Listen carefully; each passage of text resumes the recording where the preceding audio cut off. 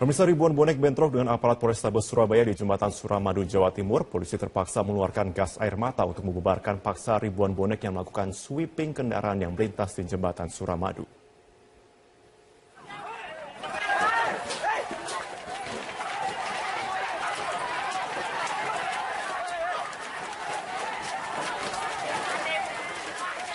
Bentrok antara ribuan bonek dengan aparat Polrestabes Surabaya tidak terhindarkan di pintu masuk Jembatan Suramadu sisi Surabaya. Polisi terpaksa membubarkan ribuan bonek dengan mengeluarkan gas air mata dan akibatnya ribuan bonek berlarian menyelamatkan diri ke perkampungan warga. Bentrokan ini dipicu akibat aksi ribuan bonek yang menyisir kendaraan berplat N yang hendak melintasi Suramadu dari sisi Surabaya ke arah Bangkalan sejak Kamis sore. Bahkan aksi bonek menggeledah mobil hingga memecahkan kaca mobil kendaraan lainnya yang melintas.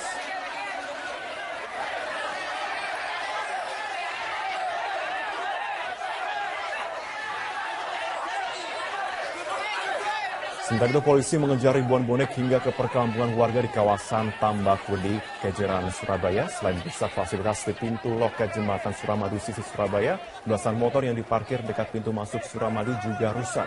Petugas tol Suramadu terpaksa menutup Jembatan Suramadu sisi Surabaya karena situasi yang tidak terkendali. Jembatan Suramadu akan kembali dibuka, Jembatan Suramadu kembali kondusif. Sementara aparat Polrestabes Surabaya hingga kini masih berjaga-jaga di sekitar Jembatan Suramadu untuk menghalau ribuan bonek yang kembali melakukan aksi sweeping kendaraan di pintu masuk Suramadu. Ya, kita beralih ke informasi lainnya pemirsa. Presiden Joko Widodo memastikan lokasi tempat penyanderaan terhadap 4 WNI di Filipina telah diketahui. Kelompok yang menyandera 4 warga negara Indonesia menurut Presiden berbeda dengan kelompok sebelumnya, namun pemerintah berjanji tetap membuka jalur diplomasi dan komunikasi untuk membebaskan para sandera. Yang jelas lokasinya kita sudah tahu, di pulau mana kita sudah tahu, tetapi sekali lagi ini faksinya berbeda dengan yang kemarin. Faksinya berbeda. Jadi yang kemarin juga komunikasinya kan juga lama dan sangat sulit. Yang ini sudah ketemu lokasi, ketemu pulaunya, nanti kita akan bangun komunikasi lagi. Untuk mengantisipasi kejadian perompakan dan penyanderaan tidak kembali terjadi di wilayah Laut Filipina, Indonesia menjadi tuan rumah untuk pertemuan trilateral dengan 3 negara. Pertemuan menghasilkan 4 poin kesepakatan. Dengan kerjasama yang ada diharapkan tingkat kejahatan di kawasan Laut Filipina dapat ditekan.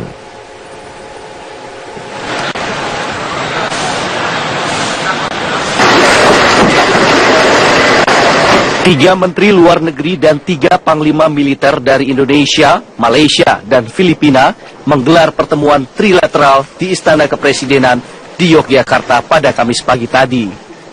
Dalam pertemuan itu, ketiga negara menyepakati 4 poin kerjasama. Kesepakatan pertama, yakni ketiga negara akan melakukan kerjasama dan koordinasi untuk menjaga keamanan di kawasan Laut Sulu dan sekitarnya. Kedua, ketiga negara sepakat untuk saling memberi bantuan jika ada orang ataupun kapal yang sedang dalam kondisi darurat atau perlu bantuan. Kesepakatan ketiga akan membentuk National Focal Point untuk memfasilitasi pembagian informasi, baik informasi keamanan maupun intelijen untuk menyikapi situasi darurat. Dan terakhir yang tak kalah penting, kedepannya akan dibuat hotline untuk mempercepat respon dari otoritas setempat saat ada situasi darurat. Namun terkait detail poin kerjasama tersebut kini masih dalam proses pembahasan ketiga negara. Menteri Luar Negeri menegaskan bahwa kesepakatan ini juga merupakan pesan politik bagi dunia internasional bahwa ASEAN mampu menjaga kestabilan keamanan kawasan. Dan ini juga merupakan satu political message, pesan politik yang sangat penting bagi kita dan bagi kawasan serta bagi dunia bahwa ketiga negara yang directly affected dengan tantangan yang terjadi di wilayah tersebut dapat segera melakukan pertemuan dan merespon secara bersama tantangan-tantangan tersebut. Pengamat hubungan internasional Hikmahanto Juwana mengingatkan agar pemerintah Indonesia berhati-hati terhadap beberapa poin kesepakatan. Di antaranya jangan sampai keterlibatan militer Indonesia dianggap ikut memerangi kelompok pemberontak Filipina. Karena proses pembebasan 10 WNI beberapa waktu lalu bukan menggunakan pendekatan militer. kaitannya dengan keberadaan dari TNI kita kalau mereka mau melakukan patroli bersama, yaitu jangan menggunakan kekerasan. Ya, kenapa? Kita belajar dari kemarin yang 10 warga negara kita bisa dibebaskan, itu tidak menggunakan kekerasan. Justru pendekatan kultural, pendekatan yang sifatnya tidak menggunakan kekerasan. Dengan kesepakatan ketiga negara ini, Presiden Joko Widodo berharap dapat menjaga stabilitas di kawasan, khususnya kawasan perairan Filipina, agar jalur perdagangan dan aktivitas ekonomi antar negara dapat berjalan dengan normal. Dari Yogyakarta, Dade Salampesi, Gilang Kelana, Metro TV. Jaksa Agung HM Prasetyo mengisyaratkan buronan korupsi dan hibah di Jawa Timur, Lanyala Mataliti, akan segera dipulangkan ke tanah air. Indikasi ini muncul setelah paspor Ketua Umum PSSI tersebut habis pada bulan ini. Meski belum dapat dikonfirmasi mengenai kebenarannya, Jaksa Agung HM Prasetyo telah mengisyaratkan akan segera menangkap buronan kasus korupsi dan hibah di Jawa Timur, Lanyala Mataliti. Seperti yang telah diperkirakan, Lanyala Mataliti kini masih berada di Singapura. Sesuai dengan catatan yang dimiliki pihak imigrasi, paspor Lanyala telah habis masa berlakunya pada awal bulan Mei ini. Selain itu, melalui permintaan pihak Kejati Jawa Timur, Kemenkumham juga telah mencabut paspor yang dimiliki Lanyala Mataliti. Update Lanyala Pak, ada Pak? Kita tunggu. Anda boleh lihat sehari dua hari ini seperti apa. Ya? Ya? Posisinya Pak? Konon begitu. Tapi masih terpantau ya Pak? Ya, terpantau. Tunggu aja deh, tunggu. Lihat aja sehari dua hari ini ya. Sehari dua hari yakin Pak ya? Proses hukum Ketua Kadin Jawa Timur yang juga Ketua PSSI Lanyala Mataliti atas dugaan korupsi dana hibah dan bansos Kadin Jawa Timur cukup alot. Setelah berkali-kali mangkir dari panggilan Kejati Jatim, Lanyala pun melarikan diri ke luar negeri dan sempat memenangkan gugatan pra-peradilan atas penetapan status tersangka dan penyidikan atas dirinya. Nama Lanyala Mataliti telah masuk dalam daftar pencarian orang sejak 27 Maret setelah ia tak kunjung memenuhi panggilan Kejaksaan Tinggi Jawa Timur terkait kasus penyelewengan dana bansos untuk Kadin Jawa Timur di mana ia menjabat sebagai ketua. Kejati Jatim telah menetapkan Ketua Kadin Jatim tersebut sebagai tersangka pada 16 Maret terkait penggunaan dana hibah Kadin Jatim anggaran 2011 hingga 2014 sebesar 5,3 miliar yang digunakannya untuk pembelian saham perdana Bank Jatim. Dari pembelian saham itu, Lanyala diduga mendapat keuntungan 1,1 miliar rupiah. Kejaksaan pun meminta status pencegahan ke luar negeri bagi Lanyala. Namun sebelum status tersangkanya dan pencegahannya ditetapkan, Ketua Umum PSSI tersebut diketahui sudah berada di Malaysia dan kemudian berpindah ke Singapura melalui jalur darat. Sejak awal April, Ditjen Imigrasi pun mencabut paspor Lanyala untuk mempersempit ruang geraknya. Namun Lanyala masih belum juga kembali ke tanah air. Proses pencarian Lanyala di Singapura pun tak mudah karena tidak ada perjanjian ekstradisi dengan Indonesia. Dalam pelariannya ke luar negeri, Lanyala mengajukan gugatan pra-peradilan ke Pengadilan Negeri Surabaya atas proses penyidikan dan penetapan status tersangkanya yang dianggap tidak sesuai prosedur. Kuasa hukum Lanyala Mataliti berdalih kliennya hanya meminjam dana hibah Kadin Jatim dan telah mengembalikan dana tersebut. Namun, dana yang dikembalikan kepada negara masih kurang 1,1 miliar rupiah. Anehnya gugatan pra-peradilan Lanyala dikabulkan Hakim Tunggal Ferdinandus. Hakim menilai Kejati Jatim belum memiliki minimal 2 alat bukti. Selain itu, pemohon belum pernah diperiksa sebagai saksi, namun sudah ditetapkan sebagai tersangka. Hakim pun menyatakan surat perintah penyidikan dan surat penetapan tersangka Lanyala Mataliti tidak sah secara hukum. Tak tinggal diam, pihak Kejati Jatim langsung kembali mengeluarkan sprindik baru penetapan tersangka Lanyala untuk kasus yang sama, sekaligus mengeluarkan sprindik baru dalam kasus tindak pidana pencucian uang. Dalam kasus ini, Lanyala dijerat Undang-Undang Nomor 8 Tahun 2010 tentang TPPU dengan ancaman hukuman maksimal 20 tahun penjara dan denda 10 miliar rupiah. Dengan demikian, kini Lanyala Mataliti telah ditetapkan sebagai tersangka dalam 2 kasus berbeda oleh Kejaksaan Tinggi Jawa Timur. Selain itu, Lanyala juga dikaitkan dengan kasus lain terkait dugaan korupsi pembangunan Rumah Sakit Pendidikan UNAIR Surabaya tahun 2014. Lanyala diduga terkait dengan kasus ini dalam kapasitasnya sebagai pemilik Erlangga Taman Nusantara Sakti yang menjadi rekanan PT Pembangunan Perumahan Persero sebagai pelaksana proyek senilai 550 miliar rupiah. Tim Liputan, Metro TV. Sementara itu KPK terus mendalami keterlibatan berbagai pihak terkait dengan kasus suap raperda reklamasi termasuk dari kalangan DPRD. Unsur pimpinan DPRD DKI Jakarta dan Badan Legislasi Daerah Balekda DPRD DKI Jakarta sudah berulang kali diperiksa oleh KPK. Komisi Pemberantasan Korupsi terus mengorek keterangan dari berbagai pihak dalam kasus suap raperda reklamasi. Penyidik KPK kembali memanggil kakak kandung tersangka M. Sanusi, Muhammad Taufik, untuk menjalani pemeriksaan yang ke-6 kalinya. Pemeriksaan ini merupakan rekor baru pemeriksaan terhadap saksi dalam kasus yang ditangani di KPK. Sama seperti sebelumnya, M. Taufik diperiksa sebagai Ketua Badan Legislasi Daerah. Usai menjalani pemeriksaan, M. Taufik kembali menegaskan pemeriksaan terhadap dirinya hanya seputar izin tata ruang daerah. Sudah tahu saya. Yang jelas tadi udah selesai ya soal izin. Jadi kan kami tetap memang tidak memasukkan izin karena ini perda tata ruang bukan perda reklamasi. Itu aja. Pada hari yang sama, KPK juga meminta keterangan dari Ketua DPRD DKI Jakarta, Prasetyo Edy. Pada Kamis pekan lalu, anggota DPRD lainnya juga sudah dimintai keterangan. Masing-masing adalah Bestari Barus, Slamet Nurdin, Mary Hotma, dan Muhammad Sangaji. Sebelumnya, pelaksanaan harian Kepala Biro Humas KPK Yuyu Adriati sempat menyatakan adanya kemungkinan tersangka baru yang akan ditetapkan. Ini kan kalau teman-teman perhatikan sekarang pemeriksaan hampir setiap hari ada untuk kasus reklamasi ini. Jadi kami sedang mengejar kecepatan untuk penyidikan kasus ini. Ditunggu saja bagaimana nanti apakah penyidik menemukan bukti-bukti yang cukup untuk meningkatkan kasus ini ada tersangka baru. Selain dari kalangan Dewan, KPK juga meminta keterangan dari pihak-pihak pengembang yang terkait dengan reklamasi Pantai Utara Jakarta. Akankah ada anggota DPRD yang akan menjadi tersangka baru dalam suap raperda reklamasi menyusul M. Sanusi? Semua bergantung pada penyelidikan yang dilakukan Komisi Pemberantasan Korupsi. Dari Jakarta, Tim Liputan Metro TV. Tunggu aja deh, tunggu.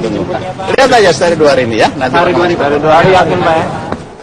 Proses hukum Ketua Kadin Jawa Timur yang juga Ketua PSSI Lanyala Mataliti atas dugaan korupsi dana hibah dan bansos Kadin Jawa Timur cukup alot. Setelah berkali-kali mangkir dari panggilan Kejati Jatim, Lanyala pun melarikan diri ke luar negeri dan sempat memenangkan gugatan pra-peradilan atas penetapan status tersangka dan penyidikan atas dirinya.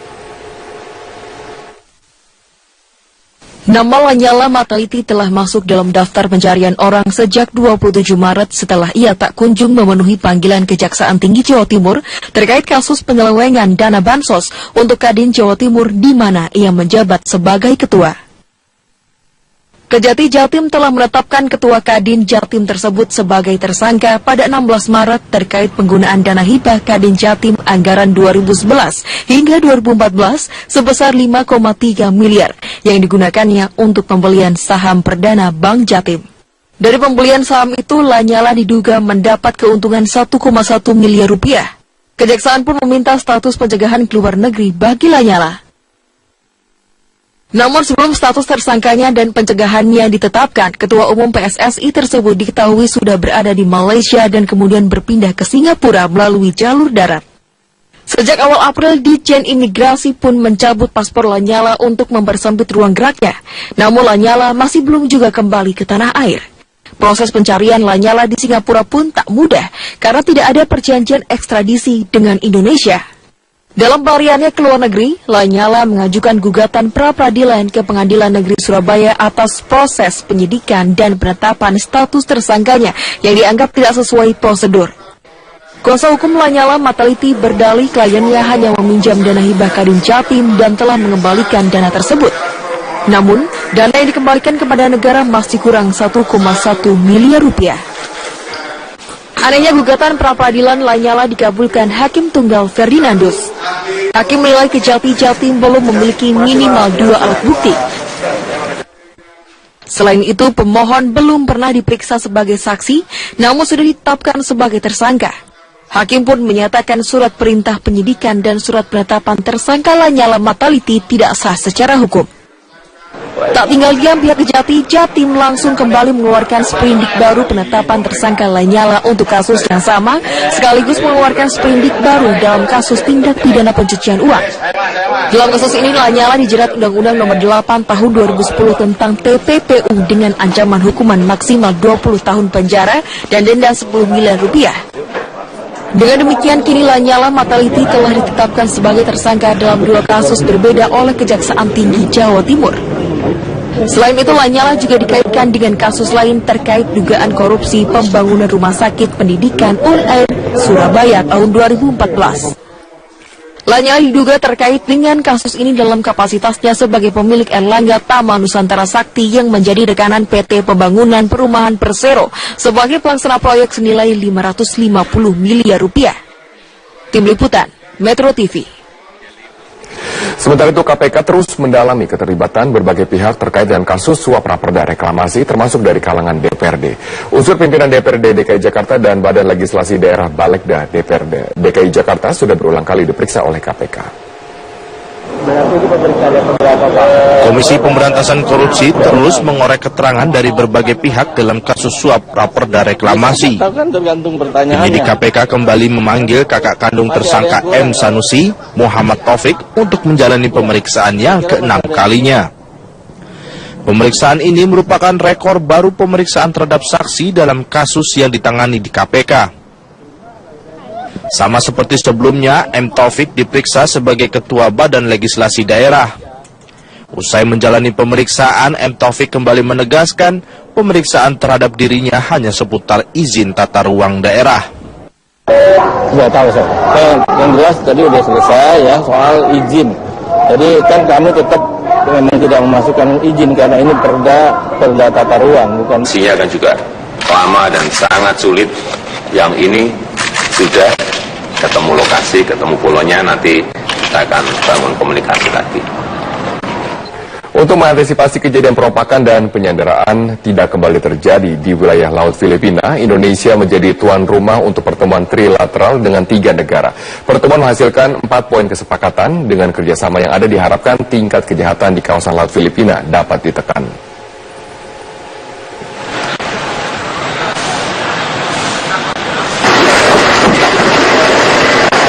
Tiga Menteri Luar Negeri dan 3 Panglima Militer dari Indonesia, Malaysia, dan Filipina menggelar pertemuan trilateral di Istana Kepresidenan di Yogyakarta pada Kamis pagi tadi.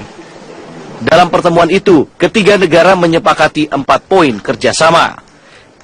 Kesepakatan pertama, yakni ketiga negara akan melakukan kerjasama dan koordinasi untuk menjaga keamanan di kawasan Laut Sulu dan sekitarnya. Kedua, ketiga negara sepakat untuk saling memberi bantuan jika ada orang ataupun kapal yang sedang dalam kondisi darurat atau perlu bantuan. Kesepakatan ketiga akan membentuk National Focal Point untuk memfasilitasi pembagian informasi, baik informasi keamanan maupun intelijen untuk menyikapi situasi darurat. Dan terakhir yang tak kalah penting, kedepannya akan dibuat hotline untuk mempercepat respon dari otoritas setempat saat ada situasi darurat. Namun terkait detail poin kerjasama tersebut kini masih dalam proses pembahasan ketiga negara. Menteri Luar Negeri menegaskan bahwa kesepakatan ini juga merupakan pesan politik bagi dunia internasional bahwa ASEAN mampu menjaga kestabilan keamanan kawasan. Dan ini juga merupakan satu political message, pesan politik yang sangat penting bagi kita dan bagi kawasan serta bagi dunia bahwa ketiga negara yang directly affected dengan tantangan yang terjadi di wilayah tersebut dapat segera melakukan pertemuan dan merespon. Pemirsa, ribuan bonek bentrok dengan aparat Polrestabes Surabaya di Jembatan Suramadu, Jawa Timur. Polisi terpaksa mengeluarkan gas air mata untuk membubarkan paksa ribuan bonek yang melakukan sweeping kendaraan yang melintas di Jembatan Suramadu.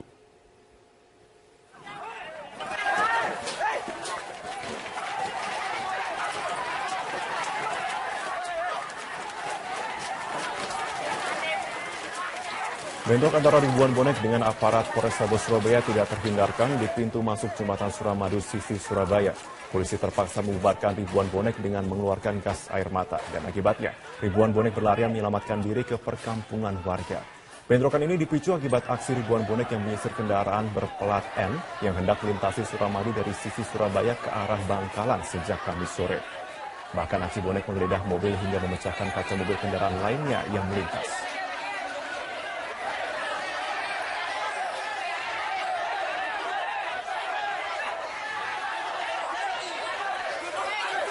Sementara itu polisi mengejar ribuan bonek hingga ke perkampungan warga di kawasan Tambakwedi, Kejeran, Surabaya. Selain merusak fasilitas di pintu loket Jembatan Suramadu sisi Surabaya, belasan motor yang diparkir dekat pintu masuk Suramadu juga rusak.